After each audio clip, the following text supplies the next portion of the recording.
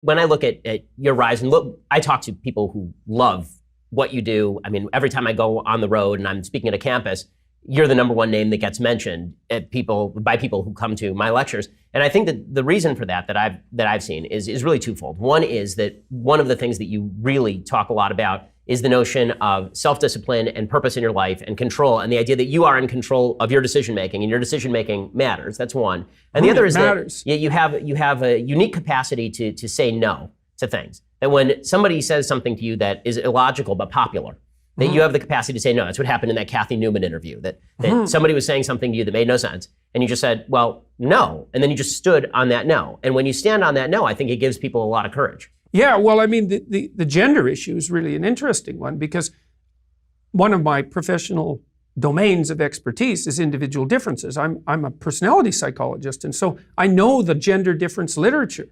And it's a very solid literature. Well, first of all, it's very solid. It has a 30-year history.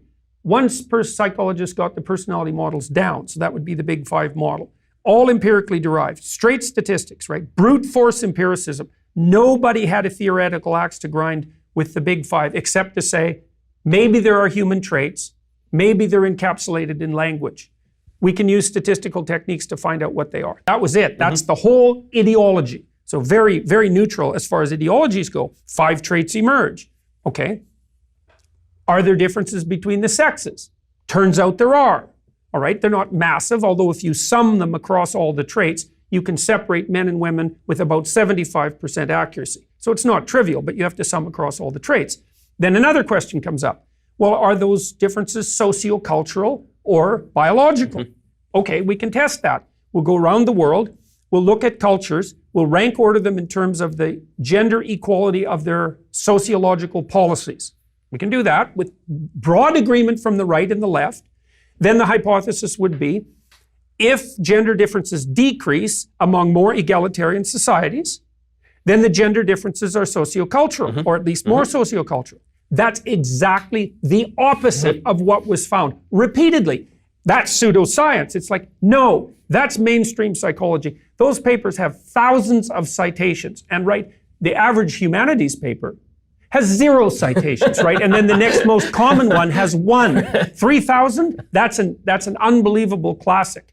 And here's the other bit of proof. Like you say, well, how do you know that you can trust someone's judgment about a fact?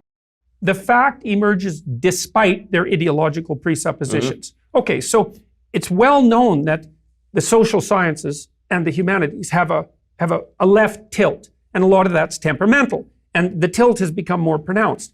But as Jonathan Haidt has pointed out, there are no conservatives among social personality psychologists, or none to speak of. Very few, yeah. Very few. Vanishingly few. And if the field has a bias, it is definitely and indisputably a left-wing bias.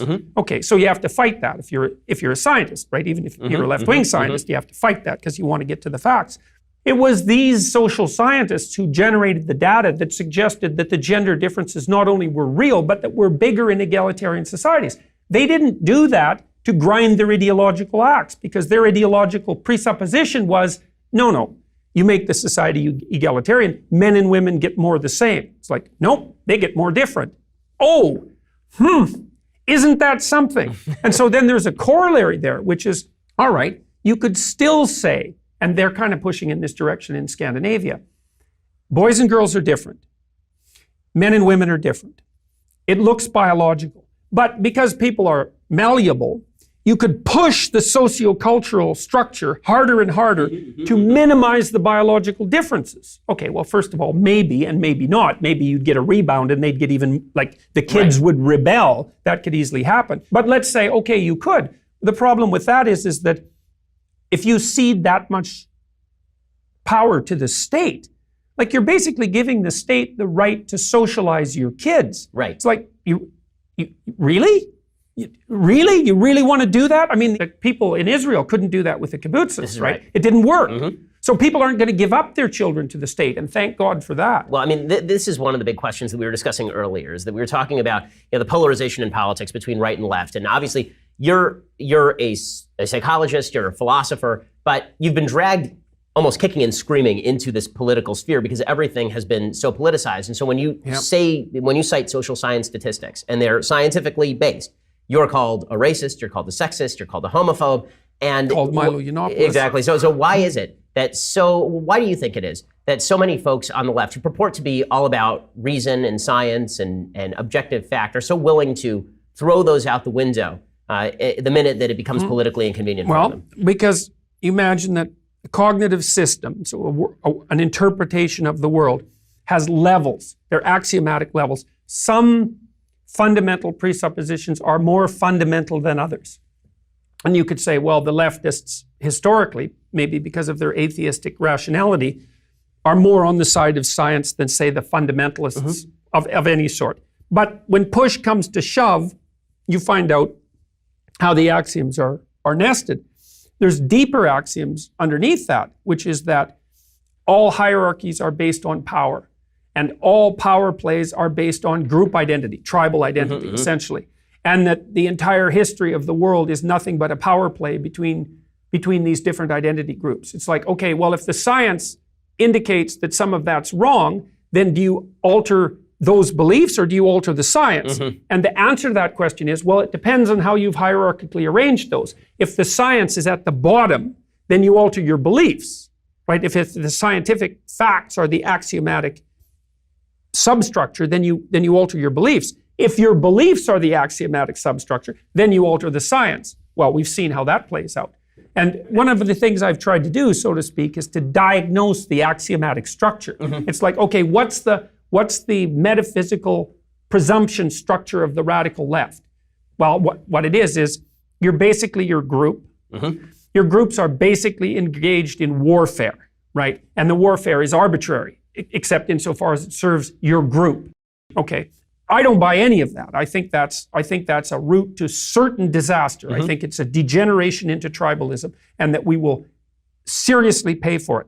Not only because it returns us to tribalism and tribes fight, as the anthropological evidence for that is overwhelming, right? Tribes fight. It doesn't even matter if they're chimpanzee tribes. Even chimpanzee tribes fight. So not only do you regress to a tribalism, but you also invalidate the one proposition that's been able to help us arise above the tribal, which is the idea that the individual should be sovereign. And so I think the culture war is about what's the proper framework within which to view human identity, and what's the relationship between the individual and the group in relationship to that identity. And the leftist answer is, it's all group and it's all power. It's like, okay. Facts don't care about your feelings, and it's a fact that The Ben Shapiro Show is the largest conservative podcast in the nation. Be sure to hit the subscribe button and stay up to date on all of our content.